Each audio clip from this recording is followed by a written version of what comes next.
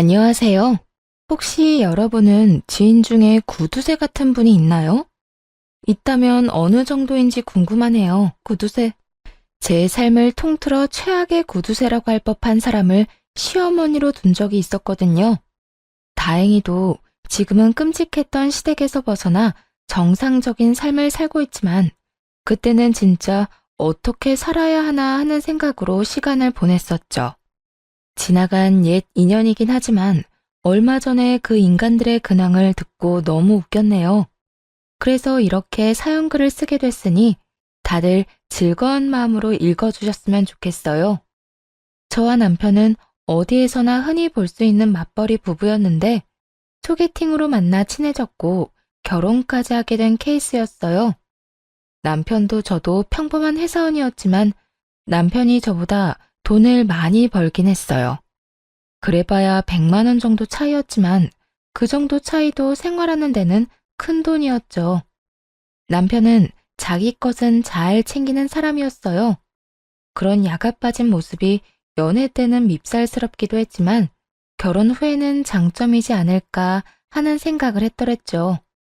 자기 것을 잘 챙긴다는 건 가족들도 그만큼 잘 챙길 거라는 생각이 들었거든요. 그런 생각을 안고 남편과 결혼을 하게 됐죠. 그런데 정작 눈에 거슬리는 것은 남편이 아니라 시모였어요. 시모는 시부가 벌어온 돈을 아껴 쓰고 또 아껴 쓰며 애 둘을 대학까지 보내 번듯하게 키웠다는 자부심을 가진 사람이었어요. 그 때문인지 구두쇠 기질이 있었죠. 예, 너는 살림하는 애가 청소도 제대로 안 하고 이게 다 뭐니? 정말. 네가 일해봤자 얼마 벌지도 못하는데 넌 그냥 집에서 살림만 하면 안 되겠니? 살림도 제대로 못하는 게 집 밖에 나가서 무슨 돈을 벌어? 네, 시모는 이렇게 시도 때도 없이 신혼집에 와서는 청소 검사부터 시작해 영수증 검사, 온갖 집안일에 이르기까지 저희 생활을 검열하곤 했어요. 처음에는 그 모습에 맞춰주고 싶었죠. 그래서 청소도 열심히 하고 시모가 원하는 대로 가계부도 더 꼼꼼하게 썼는데 애가 생기면서부터는 다 놔버렸거든요. 일까지 하면서 그걸 어떻게 완벽하게 하나요? 육아마저도 거의 대부분이 제 몫이었는데요. 영수증 가져와 봐라. 얼씨구, 이건 저번에도 샀던 거 아니니? 돈을 왜 이렇게 빨리 써? 너 진짜 좀 아꼈어. 사실 청소와 영수증 검사 정도는 애교였어요. 가장 심한 폭풍 같은 잔소리가 흘러나온 건 냉장고 검사할 때였거든요. 냉동실에 이 음식들은 언제까지 넣어두기만 할 거야? 내가 여기 넣어둔 날짜 적어 놓으라고 했지? 냉동실에 있는 건 다 잊어버리고 매번 새로 사서 먹고 하면 낭비가 얼마나 되는 거 아니? 아, 어머님, 그게 아니고 그래도 언제 넣었는지 기억하고 있어요. 새로 사기만 하는 게 아니라 곧 먹을 거였고요. 말 대꾸하지 마라. 그리고 반찬은 왜 또 이렇게 많아? 이건 설마 너 반찬도 시켜 먹어? 아휴, 내가 이런 애한테 아들을 맡기다니. 넌 살림을 못하는 거니? 안 하는 거니? 이런 식으로 내 아들이 어렵게 번 돈을 길바닥에 버리고 있었어? 앞으로 돈 쓰는 거 확인받아. 우리 아들 돈 한 푼도 허투루 쓰도록 놔둘 수 없으니까. 알아들었어? 솔직히 좋은 마음이 들 수가 없잖아요. 그리고 저라고 원해서 시모에게 이런 모습 보여주고 싶겠어요? 그 당시 저도 돈을 벌고 있는 직장인이었고 많은 대출금을 안고 있는 남편을 위해서 생활비는 거의 제 돈으로 쓰고 있었거든요. 게다가 애들을 키우면서 어떻게 먹는데 돈을 안 쓰나요? 그것도 아들을 둘이나 키우는데. 정말 화딱지 나는데 며느리 된 도리도 최대한 참았어요. 그런데 결국 폭발하게 된 일은 곧 벌어지고야 말았죠. 그건 바로 연휴 때의 일이었어요. 퐁당퐁당 연휴가 있는 터라 연차를 쓰고 느긋하게 집에서 쉴 생각이었거든요. 그간 일이 너무 많아 야근도 잦았으니까요. 그런데 연휴 전날에 시모에게서 연락이 왔어요. 그래, 내일부터 며칠 쉰다고 들었다. 이참에 나도 가서 좀 쉬다 오고 싶구나. 집에 이불자리 하나 준비해둬라. 그 이야기를 듣는데 앞이 캄캄하더군요. 간신히 얻은 연휴를 이렇게 날릴 수 없다는 생각에 얼른 거절의 말을 생각해냈어요. 내일 어딜 간다고 할까 고민하던 중이었는데 왼수 같은 남편놈이 정신 나갔는지 알겠다고 오시라고 하고는 전화를 뚝 끊어버리더군요. 진짜 머리통을 한 대 치고 싶었네요. 시모 오면 고생하는 건 난데 왜 지가 허락하고 말고인지 자기가 도와줄 것도 아니면서 말이죠. 저는 화가 꼭대기까지 나서 남편에게 따졌죠. 당신 그런 건 나한테 확인하고 말했어야지. 나는 어머님 모실 준비가 안 됐다고. 준비할 게 뭐가 있어? 그냥 있는 그대로 보여드리면 되지. 그냥 쉬러 오신다는 건데 당신이 너무 예민한 거 아니야? 그냥 편하게 모셔. 편하게? 어머님이 8년 동안 우리 집에서 어떻게 행동하셨는지 알면서 하는 소리야? 청소 검사, 영수증 검사, 냉장고 검사. 이거 받느라 고생하는 건 누군데? 그렇다고 당신이 집안일에 그렇게 적극적인 것도 아니잖아. 꼴랑해야 화장실 청소랑 분리수거 뿐이면서. 그럼 일하느라 힘든데 내가 그것까지 신경 써야 해? 그럼 난 일 안 하고 놀아? 나도 돈 벌거든? 내 돈으로 생활비 하잖아. 나한테 다 맡겨놓는 주제에 어머님 오시면 이것저것 다 내 탓이고. 이번에는 나도 그냥은 안 넘어가. 안 넘어가면 어쩔 건데? 그냥 좀 편하게 지내자, 응? 하루 이틀 일 아니잖아. 우리 엄마 저러시는 거. 이제껏 잘해왔으니까 그냥 하던 대로 그냥 넘겨. 아, 잔소리 하시는구나 하고 한 귀로 흘리라고. 남편놈은 자기 편한 대로 짓거리며 그걸 조언이랍시고 하고 있더군요. 자기가 당할 일 아니라고 이렇게 대수롭지 않은 걸 보니 진짜 열받더라고요. 여태 당해온 일이니 이제는 익숙해지지 않았냐며 그냥 넘기라는 말이 더 짜증났죠. 아니, 지 엄마가 진상을 피우면 지가 말려야 하는 거 아닌가요? 왜 나한테 다 맡기려는 생각을 하는지. 언젠가는 남편에게 복수를 하겠다고 생각해왔는데 그게 바로 내일로 다가온 기분이었죠. 저는 만반의 준비를 했어요. 이대로 그냥 넘어갈 생각은 추호도 없었죠. 저 인간이 벙찌는 모습을 구경해야만 이 체한 것 같은 기분이 풀릴 것 같았거든요. 그렇게 다음 날이 되어 시모가 집으로 도착했어요. 아니나 다를까 들어오자마자 시모는 온 집안을 꼼꼼하게 스캔하고 다니더군요. 이건 언제 샀니? 또 아무거나 마구잡이로 산 거야? 대체 너는 돈을 왜 이렇게 함부로 쓰는 거냐? 이것도 저번에 왔을 때는 없던 건데? 이런 거 쓰지도 않으면서 왜 샀어? 역시나 예상한 대로 시모는 온 집을 헤집으며 잔소리를 해대기 시작했죠. 남편놈은 애저녁에 인사만 하고 들어가서는 시원하게 에어컨 틀어놓은 거실에서 TV 시청 중이었고요. 웃으며 대하는 저도 슬슬 열이 받기 시작했어요. 그리고 이때가 행동을 시작할 때였죠. 우선 남편이 앉아있는 거실로 가 틀어놓은 에어컨부터 껐어요. 남편놈이 눈으로 이게 뭐 하는 짓인지 묻더라고요. 남편놈을 한번 흘겨보고는 시모에게 말했죠. 어머님이 저번에 저희 전기세 많이 나왔다고 뭐라고 하셔서 에어컨은 이제 아침, 점심, 저녁 1시간씩만 틀기로 했어요. 이러면 여름에도 전기세 많이 아낄 수 있을 것 같아요.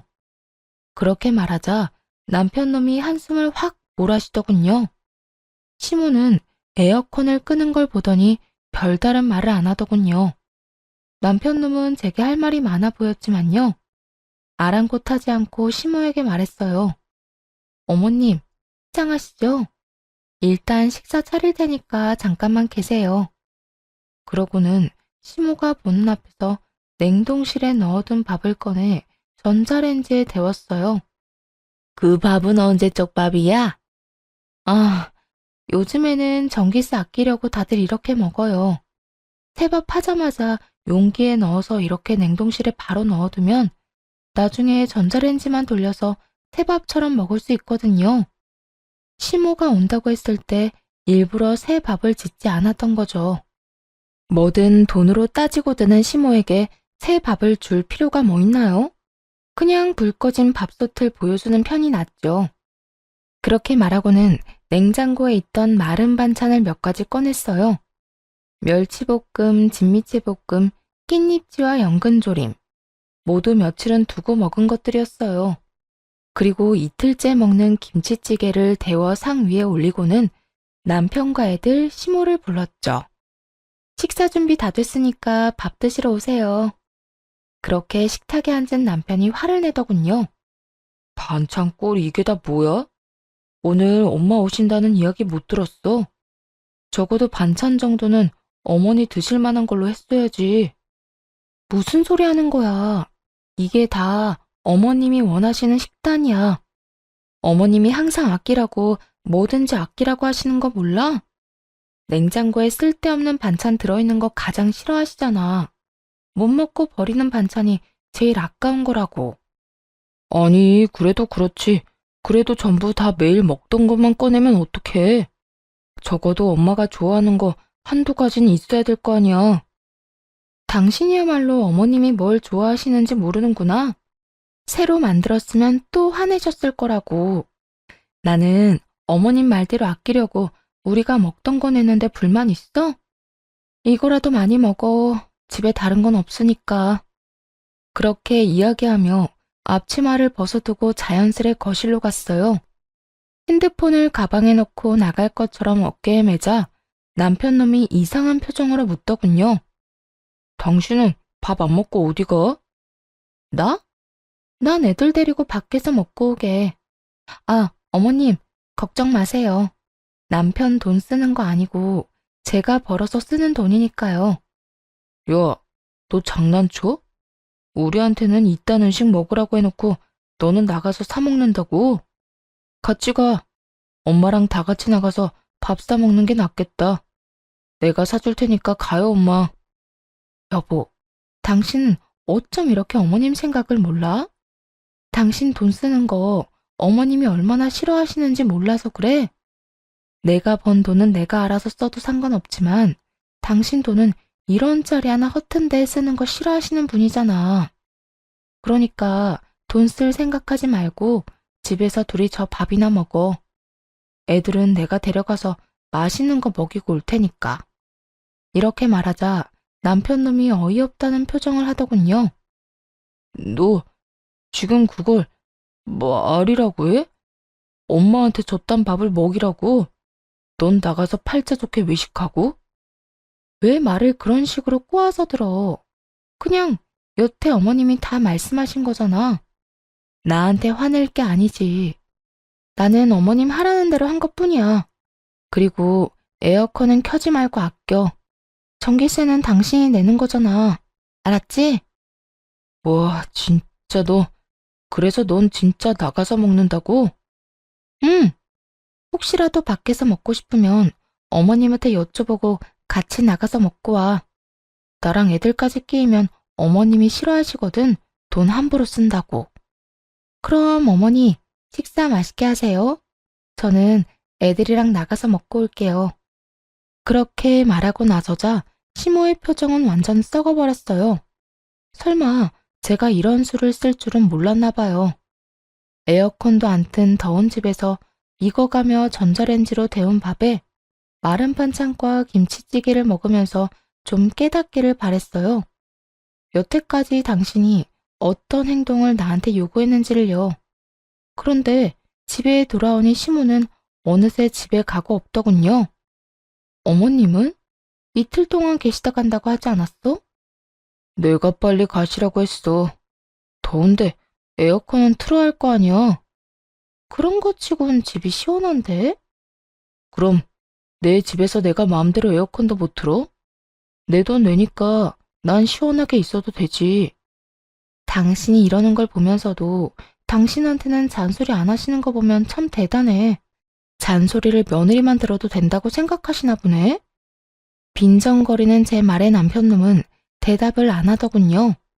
이번 일로 남편도 시모도 충격을 받은 게 틀림없어 보였어요.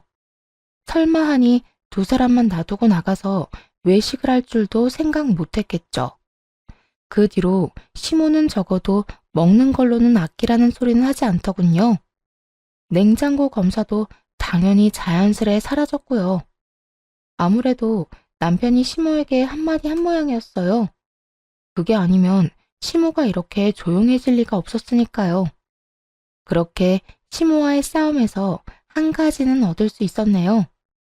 앞으로도 시모와 치열하게 싸울 것을 각오하고 있었는데 충격으로 다가왔던 일은 시모가 아니라 의외로 남편이었어요. 그때가 어버이날이었거든요. 가정의 달이라 돈이 많이 드는 날이었죠. 그 당시 전 매달 친정과 시댁에 각각 30만 원씩 용돈을 드리고 있었어요. 사실 남편이 챙겨주면 좋았겠지만 남편놈은 그런 곳에 쓸 돈 없다며 절대 안 된다고 했었죠. 그러면서 대출금 나가는 거, 저축하는 거, 그런 걸 더 중요하게 생각하더라고요. 참 편협한 사고를 하는 사람이었죠. 하지만 어른들한테 잘하는 건 이득만으로 하는 건 아니잖아요. 키워준 은혜고 어찌 보면 자식된 도리로 하는 거죠.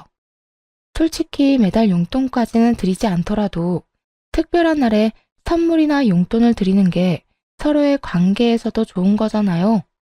그런데 남편놈은 그런 걸 모르는 인간이었어요. 몇 해 그래오긴 했네요. 경조사 비용도 자기가 딱 받은 만큼만 그 이상도 그 이하도 하지 않았죠. 그리고 누군가에게 무언가를 받지 않으면 절대 자기가 먼저 누군가에게 주는 법이 없었어요. 정말 작은 것 하나라도 말이죠. 그런 사람이라는 걸 알고 있었고, 그랬기에 혼자서 시댁과 친정을 챙겨왔고요. 버는 돈도 있으니 굳이 그런 걸로 실랑이 하고 싶지 않았거든요. 남편이 그런 걸로 돈을 안 쓰는 대신 그래도 자기 월급은 잘 저축하고 있었으니까요. 그런데 저희 아버지 칠순에 남편이 보인 행동에 정말 기가 막혔습니다. 당신, 우리 아버지 칠순은 어떻게 할 거야? 용돈? 아니면 선물? 어? 칠순 때? 난 그냥 가서 밥만 먹고 오려고 했는데. 뭐? 아니, 장인어른 칠순에 아무것도 준비 안 하는 사이가 어딨어. 내가 대체 뭘 해줘야 하는데? 내가 장인어른한테 받은 게 있긴 해? 돈 받은 것도 없고 처가에서 우리한테 해준 것도 없는데 내가 뭘 신경 써줘야 하는데? 이 못된 버릇과 생각이 이런 식으로 이렇게 튀어나올 줄 몰랐어요. 우와, 진짜 저 조동아리를 확 쥐어 틀고 싶더군요. 최대한 마음을 진정시키고 물었죠. 당신, 그럼 얼마 전에 한의원 가서 받아온 약은 뭐야? 그거? 내가 요새 몸이 안 좋더라고. 그래서 내가 먹을 약 좀 지어왔지. 얼마나 하는데? 뭐 이것저것 몸에 좋은 거 넣으니 한 60만 원 나왔는데 나중에 저만큼 한 번 더 먹으라고 하더라고. 요새 내가 귀가 많이 허해서 힘들다고. 그래서 알겠다고 하고 나왔어. 이 소리를 들으면서 기가 막혀 쓰러질 뻔했어요.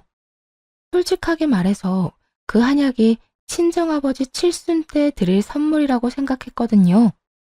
남편이 약 상자를 뜯지도 않았고 샘플 같은 걸로 받아온 약만 먹길래 당연히 선물용이라 뜯지 않은 건 줄 알았는데 그게 아니었더라고요. 그저 샘플을 먼저 먹고 새 걸 먹을 생각이었던 거죠. 너무 열받아서 남편에게 한마디 했어요. 네 몸에 몇십만 원 쓰는 건 안 아깝고 장인어른한테 돈 쓰는 건 아까워? 아깝다기보다 왜 그래야 하냐는 거지. 그럼 네 돈으로 용돈 드리면 되잖아. 아니, 이제껏 다 네 돈으로 했으면서 왜 갑자기 이러는 건데? 칠순이 뭐라고? 그냥 70살 생일 아니야. 그럼 그냥 생일 지내는 것처럼 지내면 되지. 야, 꼭 그렇게 네 돈 내 돈 구분해야 해? 내가 왜 너희 부모님한테 매달 용돈을 드리는데? 그게 며느리 된 도리라고 생각하기 때문이야. 아버님 은퇴하시고 연금만 받아서 생활하시기 힘드실까 봐. 그래, 잘했어. 누가 그러래? 네가 원해서 한 거면서 생색이라도 내겠다는 거야, 뭐야? 뭐? 생색? 내가 언제 한번 그런 거 티낸 적 있었어? 그게 그냥 도리라고 생각했다고. 넌 최소한의 사위된 도리도 안 하면서 뭐라고? 그냥 생일처럼 지내? 칠순을 왜 크게 하는지 몰라? 오래 살았다는 거, 앞으로 더 오래 살기를 바라는 마음. 그런 거 기원하면서 크게 하는 거잖아, 이 싸가지 없는 놈아. 싸가지? 그래, 나 싸가지 없다. 내가 돈 벌어서 내 돈 내가 알아서 쓰겠다는데 네가 무슨 상관이야? 넌 내 돈에 관여하지 말고 네 돈만 신경 써. 웃기지도 않네. 야, 너희 아버지가 나한테 해준 게 뭐 있다고? 그럼 니네 부모님은 나한테 해준 게 뭐 있다고? 나는 뭐가 좋아서 너희 부모님한테 매달 용돈을 드리는데? 이런 식으로 끌고 가겠다고? 우리들 일은 우리끼리 선에서 해결해. 부모 끌어들이지 말고. 우리 부모님 가지고 걸고 넘어진 게 너야, 이 나쁜 놈아. 이런 식으로 끌고 가겠다고? 우리들 일은 우리끼리 선에서 해결해. 부모 끌어들이지 말고. 우리 부모님 가지고 걸고 넘어진 게 너야, 이 나쁜 놈아. 됐어. 네가 이런 놈인 거 알고도 결혼한 내가 미친년이지. 앞으로 더 이상 서로 이런 거 신경 쓰지 말자. 그럼 됐지? 결국 이렇게 마무리되고 말았네요. 그렇긴 해도 아버지 칠순잔치에는 같이 가주지 않을까 그렇게 마음 한구석에 기대를 하고 있었어요. 이렇게까지 화를 냈으면 정신을 차렸을 수도 있다고 생각했거든요. 그런데 그거야말로 제 착각이었더라고요. 그놈은 아버지 칠순잔치 날에 아예 늦잠까지 자더니 일어나자마자 TV부터 켜더군요. 칠순이 언제인지도 모르는 눈치였어요. 저런 인간을 사위라고 생각하고 있는 아버지에게 죄송했고 저걸 남편이랍시고 말하고 다니는 것도 창피하다는 생각이 들었죠. 결국 아버지 칠순에는 저와 아이들만 다녀왔고 이때 열을 엄청 받았고요. 다른 형제자매들은 남편 와이프 다 데리고 와서 하하호호 즐거워하는데 저는 아버지에게 거짓말을 해야 했으니까요. 남편이 바빠서 못 왔다고요. 차마 오기 싫어한다고는 말할 수 없잖아요. 어떻게 그러겠어요? 그렇지만 아버지는 믿지 않는 눈치더군요. 만약 칠순잔치를 하는 걸 알고 있다면 적어도 아버지에게 전화라도 해서 못 가서 죄송하다고 칠순 축하드린다고 그렇게 이야기라도 했을 테니까요. 그런 전화도 없는 걸 보고서는 이미 알아챈 것 같더라고요. 저와 남편 사이가 삐걱거린다는 걸요. 아버지는 마지막까지 이렇게 말씀하셨어요. 괜찮다고 살다 보면 그런 서운한 일도 생긴다고요. 하지만 그 위로는 전혀 마음에 와닿지 않았네요. 기가 막힌 타이밍에 시모에게서 환장할 만한 전화가 왔거든요. 그래, 너 어디냐? 내가 너한테 할 말이 있어 전화했다. 매달 나한테 주는 용돈 너무 적은 것 같아서 말이다. 너희가 낭비 안 하고 아끼면 나한테 줄 용돈 20만 원 정도는 더 늘려줄 수 있을 것 같은데. 네? 어머니, 갑자기 그게 무슨 말씀이세요? 부족하게 드린다고는 생각하지 않았는데요. 부족하지 않기는 내가 들어보니 다들 부모한테 용돈 그만큼 주고받는다고 하더라. 너희도 참고해서 다음 달부터는 용돈 좀 늘려서 보내라. 어디 가서 이야기하기가 부끄러워서. 넌 남편 돈 이상한 데 쓰지 말고 효도하는 데나 써. 알았지? 그러지 않아도 열받은 상황에 기름을 붓는 통화였죠. 그 전화를 끊고 실성한 것처럼 웃음만 나더라고요. 그거 아세요? 너무 화가 나면 오히려 웃음만 난다는 거. 지 자식은 자기 돈 아깝다고 장인 칠순에 아무것도 준비도 안 하고 아예 축하연에 갈 생각도 없어서 가지도 않았는데 시모라는 인간은 마치 맡겨놓은 것처럼 용돈이나 더 올려달라고 하질 않나 참 어이가 없었네요. 그래서 남편 놈이 하는 그 싸가지 없고 쪼잔한 행동 그대로 하기로 했죠. 다음 달 용돈? 아니, 이번 달 용돈부터 아예 안 보냈어요. 시모에 대한 반항이기도 했지만 장인 칠순잔치에 가지도 않고 선물도 준비 안 하는 남편놈에 대한 반항이기도 했어요. 그리고 정말로 끝을 생각하고 한 행동이기도 했죠. 이혼 말이에요. 용돈을 보내야 할 때가 지나도 돈을 보내지 않자 바로 그 다음날 아침부터 시모가 전화를 해대더군요. 얘, 너 용돈은 왜 안 주니? 설마 내가 용돈 올려달라고 했다고 이러는 거야? 아니요, 그거 아니에요. 앞으로는 남편에게 용돈 받으세요. 여태 며느리 도리한다고 제 월급에서 용돈 드렸거든요. 시댁 친정 두 집안에 각각 30만 원씩요. 그런데 얼마 전에 친정아버지 칠순잔치였는데 남편이 그러더라고요. 친정아버지가 저한테 해준 게 없어서 칠순도 챙길 필요 없다고요. 그러면서 앞으로 자기 부모님 각자 챙기자고 했고 그렇게 하기로 했어요. 뭐야? 지금 아들이랑 둘이 있었던 일로 나한테 화풀이 하는 거니? 화풀이가 아니라요. 저도 어머님한테 결혼하면서 따로 받은 게 없고 있더라도 여태 10년간 30만 원씩 용돈 드렸으니 그걸로 충분하다고 생각해요. 그러니 앞으로는 제 월급으로 어머님 용돈 드릴 생각이 없어요. 남편한테 이야기 한번 해보세요. 어머님한테 받은 게 많으면 알아서 챙겨주지 않겠어요? 아니, 내 용돈을 네 월급에서 줬다는 건 또 무슨 소리니? 네가 우리 아들 월급 관리하는 거 아니야? 시모가 놀라더군요. 자기가 그랬던 것처럼 저도 남편의 월급을 다 받아서 그 돈을 쓰고 있다고 생각한 모양이더라고요. 그러니 그런 식으로 사람을 잡듯이 검사를 했겠죠. 이참에 그 오해부터 풀기로 했어요. 남편 월급은 남편이 관리해요. 생활비의 각종 경조사비 그리고 부모님들 용돈까지 다 제 월급이었거든요. 근데 이번 일로 각자 하기로 했으니까 어머님 용돈도 남편에게 받으시는 게 맞는 거죠. 나는 여태 네가 우리 아들 돈 관리하는 줄 알았지. 그럼 알았다. 내가 나중에 아들한테 직접 말하마. 하지만 남편이 시모에게 할 말을 잘 알고 있었어요. 저 인간은 부모에게도 똑같이 싸가지 없는 놈이었거든요.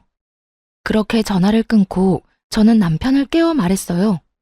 할 말 있어. 일어나봐. 무슨 할 말? 나는 할 말 없어. 나중에 해. 피곤해 죽겠는데. 우리 이혼해. 나 당신이랑 더는 같이 못 살겠으니까. 뭐? 이혼? 너 미쳤어? 나 안 미쳤어. 이혼해. 너 우리 아버지 칠순잔치 때도 안 왔지? 그래서 이혼하자는 거야. 넌 우리 부모님을 부모님으로 생각조차 안 하니까. 그런 내가 너한테 와이프이긴 해? 아, 그런 거면 말을 하지. 말을 했으면 나도 갔을 거 아니야. 거짓말하지 마. 내가 한 달 전부터 아버지 칠순잔치가 언제인지 귀에 박히도록 말했거든? 그런데 넌 그날에도 느긋하게 늦잠 자고 일어나서 TV 보더라. 적어도 네가 장인어른 생일날에 신경을 썼다면 그런 짓은 안 했겠지. 그럼 당일날 이야기해줬으면 되잖아. 나는 진짜 잊어버리고 있었다고. 웃기지 마. 그냥 무시하고 싶었던 거겠지. 우리 아버지가 너한테 해준 게 없어서 너도 뭔가를 할 필요가 없다며. 너한테 해준 거 없는 인간은 전혀 중요한 사람이 아니라는 거잖아. 아니, 그건 불만이 있었으면 그때 바로 얘기했어야지. 왜 지금 와서 이렇게까지 심각하게 만들어? 불만? 불만이 아니라 네가 우리 아버지에게 그러는 거 보고 깨달았어. 넌 우리 엄마에게도 그런 태도일 거고 나한테도 결국에는 그런 행동이겠지. 그러니까 그냥 각자 길 가자. 각자 돈 관리하는 것처럼. 야, 네가 지금 무슨 소리를 하는지 알기나 해? 생각하고 말하는 거냐고. 너랑 내가 무슨 부부야? 부부는 가족 간의 결합이라는데 너는 우리 부모님을 부모님이라고 취급할 생각도 없어 보이잖아.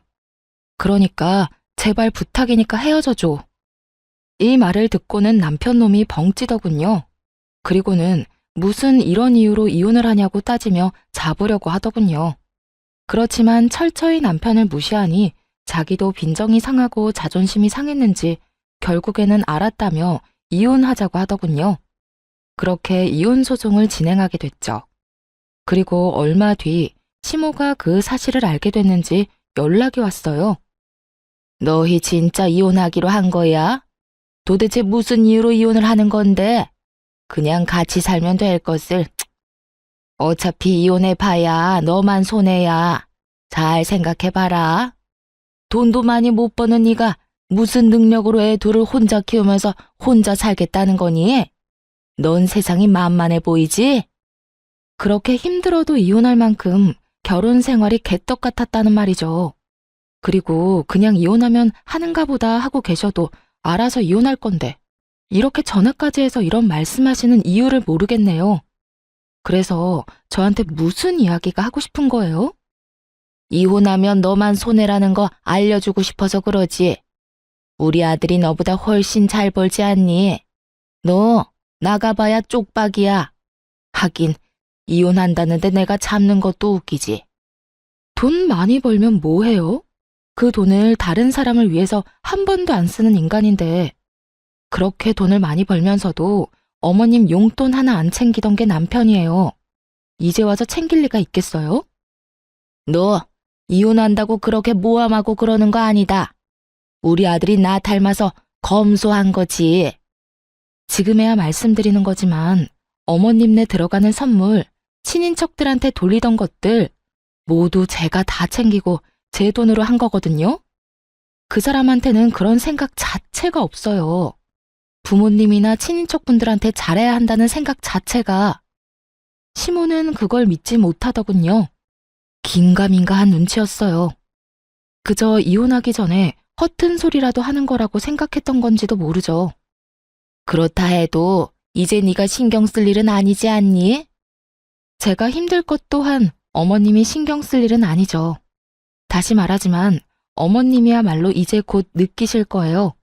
그 인간이 얼마나 자기중심적인지, 자기만 생각하는지, 가족이라도 돈 관계가 없다면 얼마나 무심할 수 있는지도. 그때 가서 후회하지나 마세요. 저는 할 만큼 다 하고 이혼하는 거니까 이제 저한테도 관심도 좀 끄시고요. 결국 대화는 그렇게 끝이 났고 시모와는 그렇게 전화를 끊었어요. 남편과의 이혼은 그리 쉬운 과정은 아니었어요.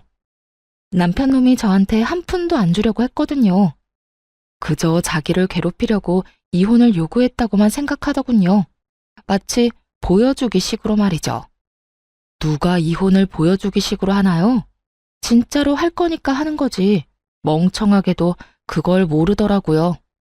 난 당신한테 한 푼도 안 줄 거야. 당신 나 괴롭히려고 그러는 거지? 내가 이 돈을 어떻게 벌었는데. 이 집에 대한 재산 분할을 요구하는 거라면 난 절대 줄 생각 없어. 당신이 이 집 살 때 해준 게 뭐가 있는데? 내가 원금의 절반 내고 절반은 대출해서 그것마저도 내가 갚고 있잖아. 정말이지 대단한 인간이었어요. 집 살 때 원금에 돈 안 보탰다고 재산 분할을 안 해주겠다는 인간을 보니 한숨만 절로 나오더군요. 결혼 기간이 자그마치 10년이 넘는데 그럼 그 기간 동안 전 놀고 있었나요? 계속 일하면서 집 유지하는데 도움을 줬는데 넌 집만 사면 다라고 생각해? 그 집 유지 보수는 내가 했어. 보일러 고장나면 내가 내 돈으로 고쳤지. 그리고 청소도 내가 거의 다 했고 너한테 지분이 있다면 화장실 정도겠지. 뭐? 화장실? 지금 그게 무슨 말이야? 너가 청소한 게 고작 거기뿐이니까. 그런데 집에서 밥 처먹고 자고 쉰 건 생각 안 나? 다 내가 해준 거야. 네가 깨끗한 옷 입고 다닐 수 있었던 것도 다 내가 그 옷 빨아주고 생필품 사뒀으니까 가능한 거지.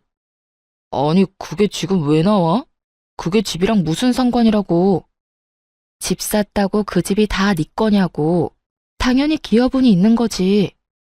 나는 생활비 내 돈으로 다 썼으니 내가 쓴 것만큼은 돌려받을 생각이야. 우와, 그게 어떻게 기여분이야? 생활비는 나만 썼어? 너도 같이 썼잖아. 어쨌든 나는 당신한테 한 푼도 안 줄 거야. 법대로 해. 나는 거리낄 것 없어. 그리고 당신이나 어머님이 나를 얼마나 괴롭혔는지 이미 내가 증거는 다 가지고 있거든? 그리고 그거 말고도 집에 생활비 한 푼 안 가져다 준 거, 시모의 돈 없는 간섭, 특히 영수증, 냉장고 검사한 거, 그런 거 싹 다 증거로 내서 위자료까지 받아낼 거야. 결국 법대로 저는 위자료를 받게 됐어요. 결혼 생활이 길었던 데다가 남편이 모아둔 돈도 꽤 있어서 재산 분할도 생각보다 많이 받아서 나올 수 있었죠.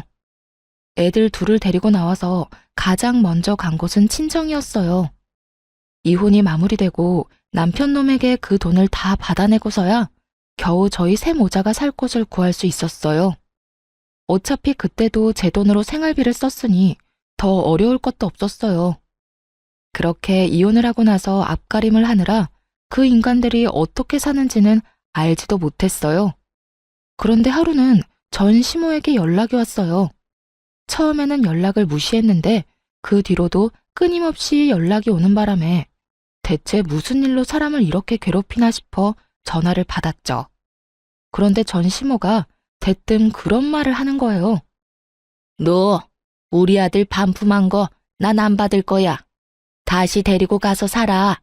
너랑 있으면서 애가 완전 변했다고. 말이 되는 소리를 하세요. 10년 있었다고 변한 거 아니거든요. 30년을 자기 엄마랑 같이 지내는데 고작 10년이 있었다고 어떻게 그게 바뀌나요? 그리고 저는 그 사람이랑 불과 얼마 전에 이혼했어요. 다시 데려가라니. 불쾌한 소리 하지 마세요. 아이고, 내가 미쳤지. 너랑 이혼을 시키는 게 아닌데 내가 멍청했다, 내가 멍청했어. 그놈이 뭘 잘못 처먹었는지 나한테는 용돈을 안 준댄다. 그건 이미 제가 말했잖아요. 그 인간 자기 엄마한테 돈 줄 위인 아니라고요. 아무리 그래도 그렇지 지가 어떻게 나한테 그딴 소리를 해? 내가 용돈 좀 달라고 했더니 돈 맡겨놨냐고. 엄마가 나한테 해준 게 뭐 있는데 돈 바라냐고. 그런 악담을 이 애미한테 하는 게 아니겠니? 그걸 왜 나한테 한탄하는 거예요? 그때도 분명히 말씀드렸어요. 내가 저를 위해서 얼마나 애를 썼는데 지 돈 한 푼이라도 아껴주려고 독립한다는 애 붙잡아서 집에서 따뜻한 밥 해먹이며 깨끗한 잠자리 만들어줬더니 이놈이 그 은혜를 원수로 갚아? 내가 한 수고가 돈으로 환산할 수 있는 게 아닌데도 이놈은 돈 이야기뿐이야. 전 시모는 용돈을 몇 달간 받지 못해 똥줄이 타는 모양이었어요. 그러니 이혼한 전 며느리에게 전화해서 지 아들을 다시 데려가라는 어이없는 헛소리를 하는 거겠죠. 게다가 그놈이 나한테 뭐라고 했는지 알기는 하니? 나더러 그간 내가 너한테 말한 것처럼 알뜰살뜰하게 아끼며 살면 노령연금 나오는 걸로도 먹고 사는데 지장이 없다면서 요양원 들어가기 전까지는 자기한테 돈 한 푼 요구하지 말라는 소리를. 뭐 그러시면 되겠네요. 저한테도 계속 하시던 말씀이셨잖아요. 아이고, 내가 그때 생각하면 아직도 머리가 다 어질어질해. 그놈이 나한테 어떻게 그래? 내가 아들을 어떻게 키웠는데? 먹는 것도 아끼고 잠자는 시간도 아껴가며 고이 키웠건만 이놈이 그런 엄마 가슴에 대못을 박아? 전 시모의 분노는 어마어마했어요. 그치만 그 분노를 왜 저한테 터뜨리는지 이해가 안 갔죠. 열받으면 자기 아들한테 이야기하면 될 것을. 아마 그 인간이랑은 대화 자체가 통하지 않으니 이렇게 전화해서 어떻게 좀 해달라는 의도였던 것 같아요. 하지만 제가 뭘 해줄 수 있는 상황은 아니었죠.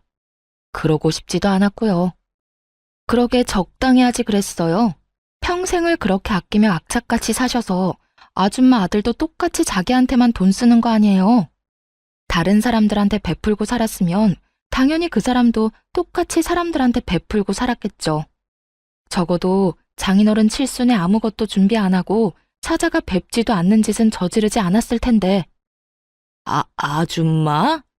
너 말 다 했어? 그리고 너 지금 이게 다 내 탓이라는 거니? 그래요.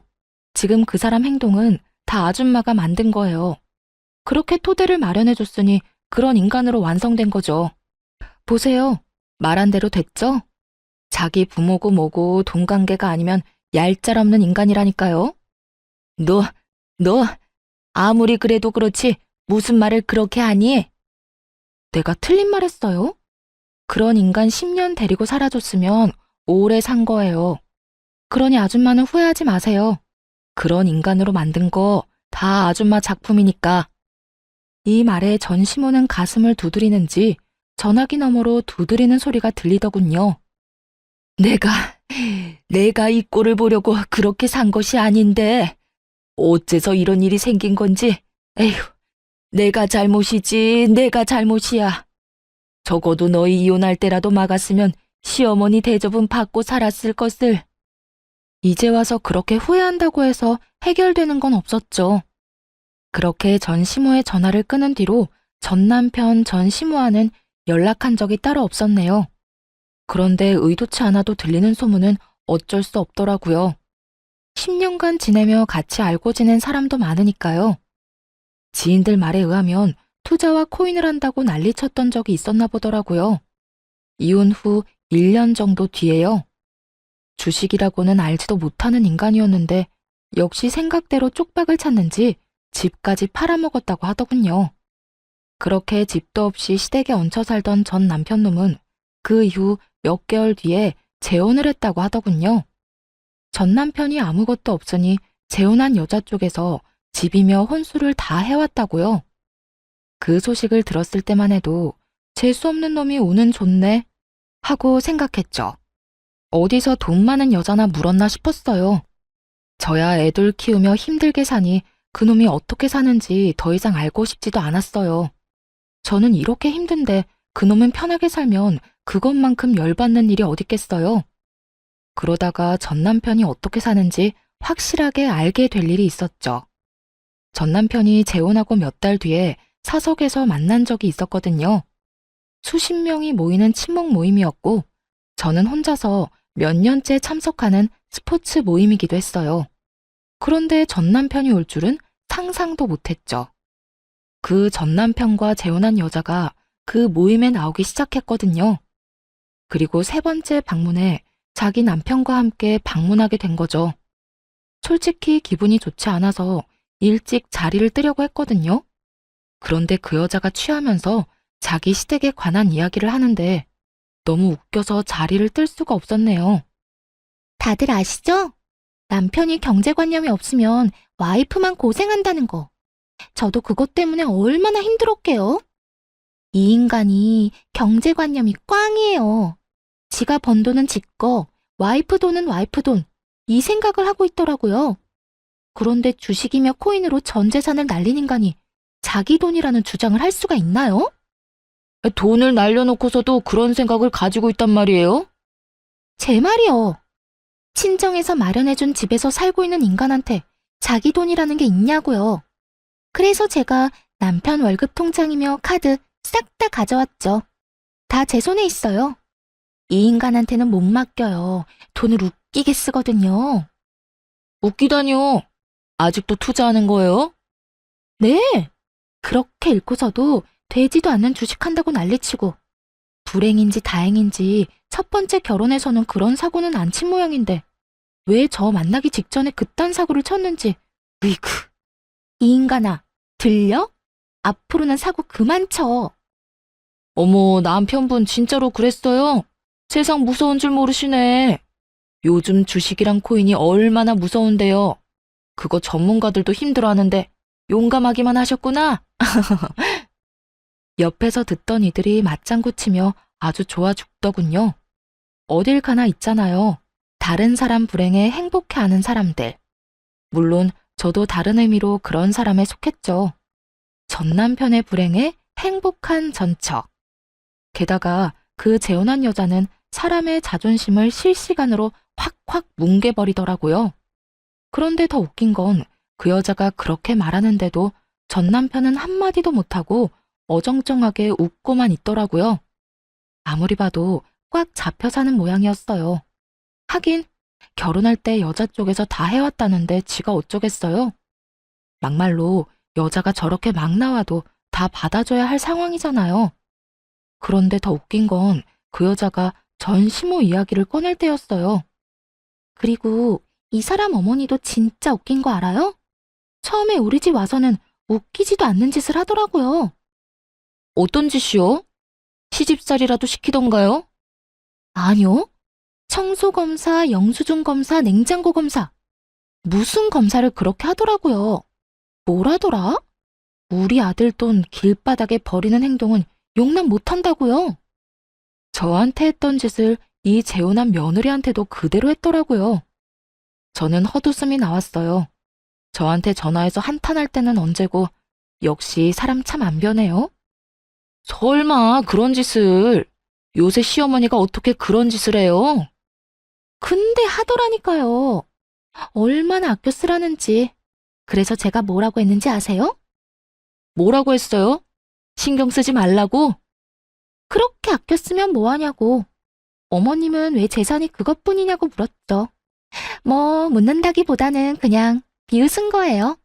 아니 웃기잖아요. 그렇게 아껴 쓰면 뭐하냐고. 아들놈이 정신 나가서 투자한답시고 돈 다 날리고 결국에는 자기 엄마 집도 팔아제꼈는데.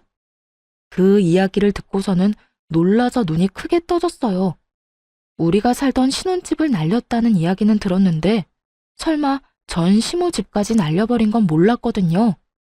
그 이야기를 전 남편의 새 여자에게 들으니 정말 피식피식 웃음이 터져 나왔어요. 아, 이런 재밌는 일을 왜 나만 모르고 있었지? 하고요. 그래서 시어머니한테 말해줬어요. 아껴 쓰라는 헛소리 할 시간에 돈 쓰는 법도 제대로 모르는 아들놈 경제교육이나 다시 시키라고요. 이딴 영수증 냉장고 검사할 생각하지 말고 나이가 40이 넘어 50을 바라보는데도 사고만 치는 아들놈 걱정이나 하라고요. 아, 표정이 볼만했겠어요. 그랬더니 뭘 하셔요? 뭐 얼굴이 확 굳어져서는. 그 뒤로는 집에 찾아오지도 않더라고요. 결혼하자마자 집에 찾아와서 잔소리를 얼마나 해대던지 진짜. 그런 거 보니까 재혼하는 인간한테는 이유가 있구나. 저 시어머니 밑에서 10년을 버틴 첫 번째 며느리는 도대체 어떤 사람인지 궁금하기까지 하더라니까요. 나는 1년 만에 열받아서 한 소리하고 영 끊었는데 말이죠. 그 이야기에 전 시모가 호되게 당한 것도 알게 됐죠. 그리고 지금 그 이야기를 듣고 있는 전 남편 놈은 사람들의 안주거리가 돼서 열심히 씹히고 있는 상황이었고요. 전 남편이 여보 그만해 하고 옆에서 말리기는 했지만 이미 취해서 입이 풀린 재혼녀를 막을 수는 없어 보였어요. 대신 아무 말도 못하고 정색한 채로 자기 여자만 쳐다보더군요. 그때 재혼한 여자가 자신을 말리는 남편놈을 보며 갑자기 삿대질을 했어요. 쓰레기! 이 새끼 처갓집에 하는 거 보면 완전 쓰레기거든요? 우리 부모님이 그런 말 잘 안 하는 분인데 이 인간한테는 치를 떨어요. 1년간 우리 집에 해준 게 하나도 없거든요. 아버지가 뭐라는 줄 알아요? 집도 받아가고 혼수도 다 쳐받아간 주제에 염치도 없고 눈치도 없는 시끼라고 맨날 볼 때마다 욕해요. 아니, 그건 진짜 너무했다. 어떻게 그래요, 사람이? 아, 당신 이제 좀 그만해. 그만하긴. 아니, 우리 집에서 뭘 안 해갔으면 모르겠는데 다 해갔잖아. 근데 모가지에 깁스라도 둘렀나?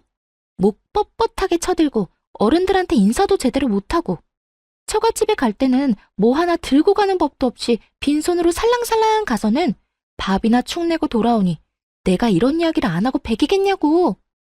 이제는 자기 이야기가 나온다 싶으니 남편놈 얼굴이 벌개져서는 자기 마누라 데리고 쫓기듯 도망 나가버리더군요.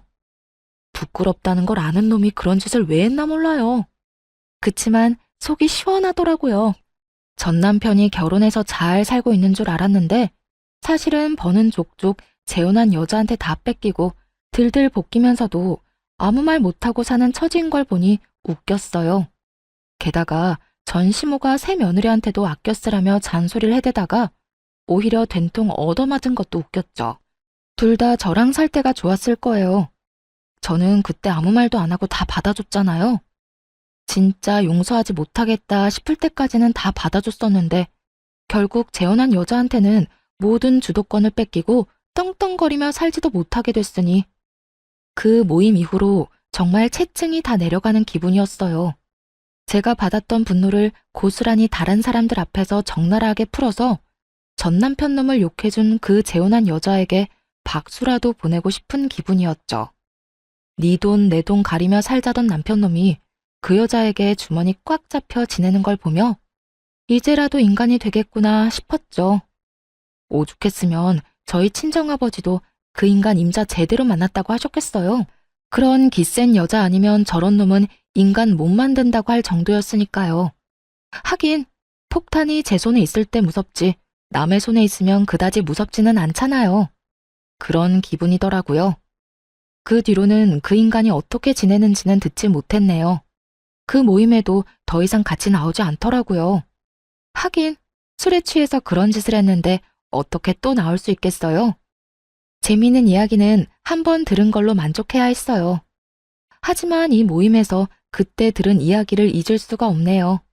진짜 웃다가 넘어갈 뻔한 이들의 근황 이야기를 듣고 여러분에게도 들려주고 싶어서 참지 못하고 사연글을 썼는데 다들 재미있게 보셨는지 모르겠어요. 그럼 모두들 즐겁고 행복한 하루 보내세요.